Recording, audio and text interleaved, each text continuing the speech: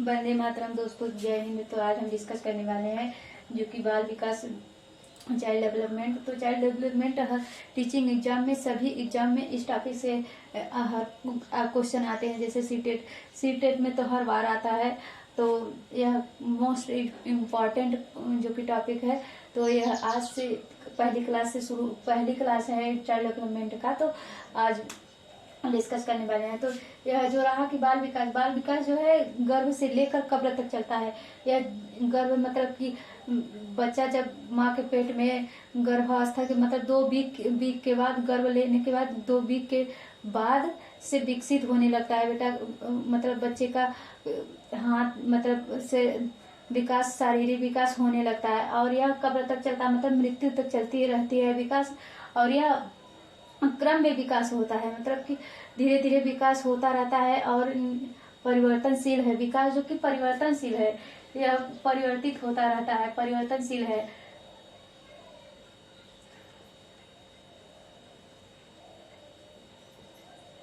विकास परिवर्तनशील है और यह क्रम में चलता रहता है विकास। और यह जब वृद्धावस्था में या शयन काल में चली जाती है, मतलब कि विकसित तो होता है, मतलब थोड़ा डीके हो जाता है।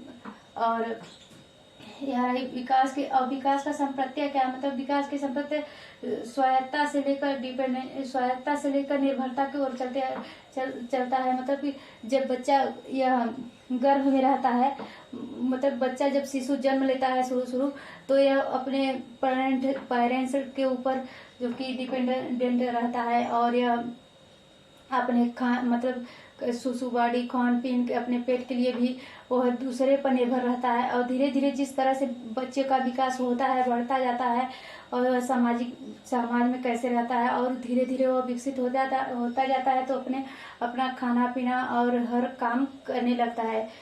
तो इसी प्रकार से यह स्वायत्तता से निर्भरता की ओर जाता है। जैसे कि जन्म के पूर्व काल से किशोरावस्था तक बच्चों के दिमाग एवं विकासात्मक व्यवहार पर केंद्रित होता है। मतलब विकास, बच्चे का दिमाग किस तरह से चलता है, बच्चा किस क्षेत्र में जाना चाहता है, किस तरह से उसकी शिक्षा है, सामाजिक क्या है, तो और यह व्यवहार किस प्रकार का है। तो इसी प्रकार से तो यह विकास का संप्रत्यय होता है।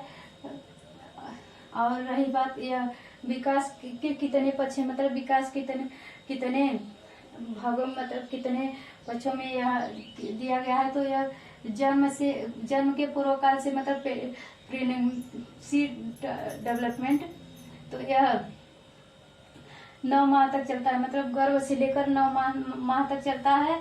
और इसके बाद नवजात शिशु का काल होता है। जो यह नवजात शिशु का काल, मतलब जन्म से लेकर जो 2 वीक का समय होता है बच्चा का, जो 2 वीक के अंतर का समय होता है। मतलब कोई वैज्ञानिक मतलब मान लेते हैं कि 15 दिन और नहीं तो 2 वीक।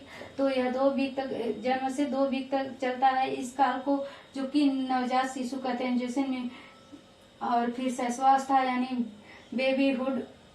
तो यह बेबीहुड जो कि जन्म से, मतलब कि जन्म के दूसरे वीक से लेकर 2 वर्ष तक चलता है बच्चा विकास होता है। इसका काल 2 वर्ष तक चलता है।